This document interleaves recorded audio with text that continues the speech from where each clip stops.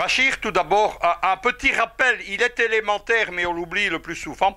On voit aujourd'hui des tas d'analyses de journalistes croire que simplement mettre géopolitique dans un titre fait qu'on fait de la géopolitique. La géopolitique, rappelons-le, pour moi, c'est une science qui vise à analyser, à définir les conditions de la puissance d'un État ou les rapports de puissance entre États. La géopolitique également, il n'y a pas une mais des géopolitiques, Bachir. La géopolitique, elle est vue de quelque part. La géopolitique de l'Eurasie, par exemple, vue de Moscou, de Washington, elle n'est pas la même. Il y a donc, en ce qui concerne le Maroc, des géopolitiques qui dépendent de ceux qui l'analysent, d'où elle est analysée. La première, évidemment, c'est la propre perception qu'a le Maroc de lui-même, c'est-à-dire c'est une perception régionale. Le Maroc, c'est une grande puissance régionale et qui se définit essentiellement par son opposition à l'Algérie. Une géopolitique vue d'Algérie, c'est assez semblable. On voit de l'autre sens, de l'autre côté de la lunette, le Maroc comme le grand rival.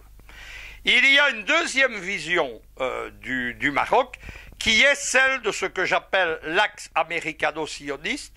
Parfois, l'agenda américain et l'agenda israélien ne sont pas les mêmes, mais en ce qui concerne le Maroc, leur position est assez identique.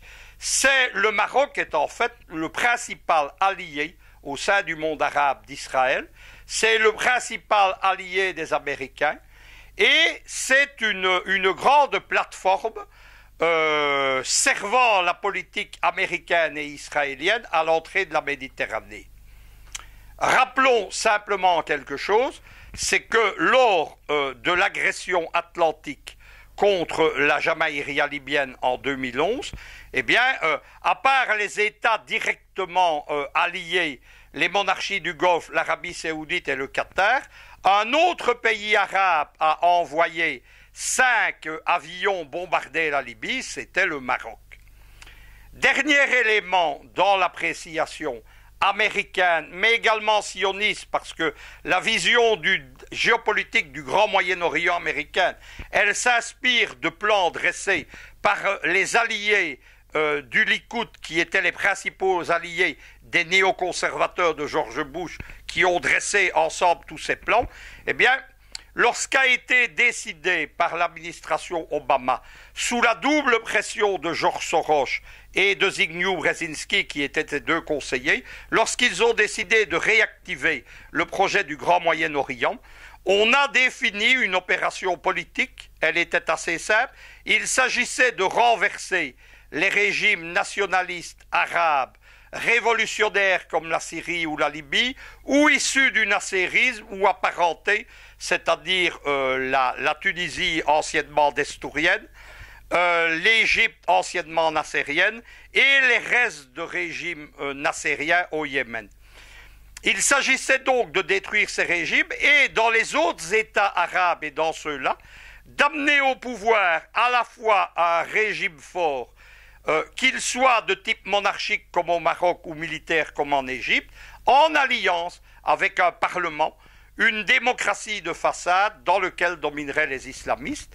Au sein de ce schéma, c'est le Maroc qui a servi de modèle et c'est le seul pays actuellement où le scénario d'origine du printemps arabe vu par les Américains a été mis en place et fonctionne toujours.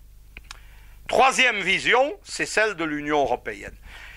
Vous savez, Bachir, j'insiste toujours là-dessus, mais le bloc atlantiste est parcouru de contradictions internes.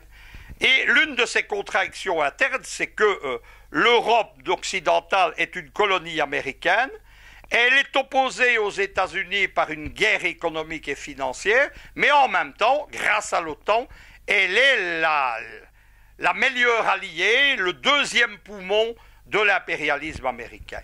La vision qu'a l'Union européenne de l'Afrique du Nord, ce n'est évidemment pas celle des Américains, tout simplement parce que les Américains voient simplement la Méditerranée comme une zone de puissance où domine leur 6e flotte et que les Européens y voient des rapports de voisinage, voire au sein de certaines franges avancée de l'idée européiste comme celle que mon organisation représente en Eurasie, voire évidemment une mer commune, une zone de civilisation commune et un pont entre l'Afrique et l'Europe.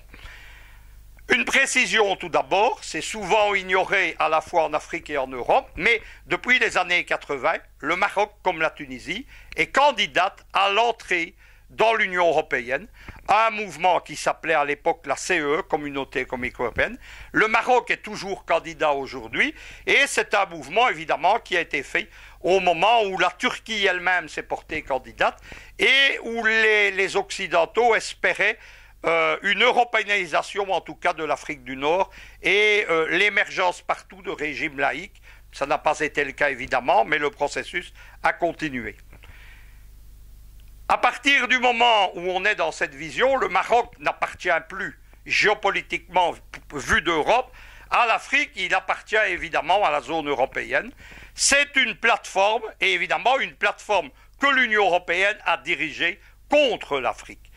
Dans le fameux processus de Barcelone, c'est-à-dire ce qu'on a appelé l'Euro-Méditerranée, qui a été lancé particulièrement par Sarkozy, il s'agissait d'assurer en Méditerranée, grâce aux États d'Afrique du Nord, la frontière extérieure de l'Union européenne.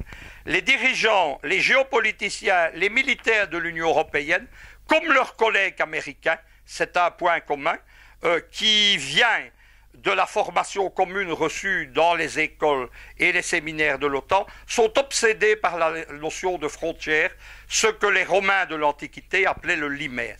Leur conception, c'est donc de faire de la Méditerranée la frontière sud de l'Europe, et puisque les Européens font ça aussi en Europe de l'Est, c'est que les États riverains d'Afrique du Nord devraient assurer la police et notamment le containment de l'immigration à la place des Européens vis-à-vis des populations africaines. C'est une des raisons, je fais un petit aparté, pour lequel aussi on a détruit la Libye, la Jabaïria de Kadhafi. Kadhafi s'était opposé violemment au processus de Barcelone et il défendait, c'est une idée que nous avions avec mes amis géopoliticiens amenée en Libye dans les années 90. Kadhafi était partisan d'une Méditerranée non pas frontière mais pont entre l'Afrique et l'Europe. Il était partisan d'une symbiose des unifications africaines et européennes, mais une Europe dégagée des États-Unis et de l'atlantisme. Et donc Kadhafi était tout à fait opposé à ce que lui qui voulait bâtir des ponts était tout à fait opposé à ce que l'on construise des murs en Méditerranée. Frontière, pont, vous comprenez tout de suite pourquoi le Maroc est de plus en plus quelque chose d'étranger au sein de l'Afrique.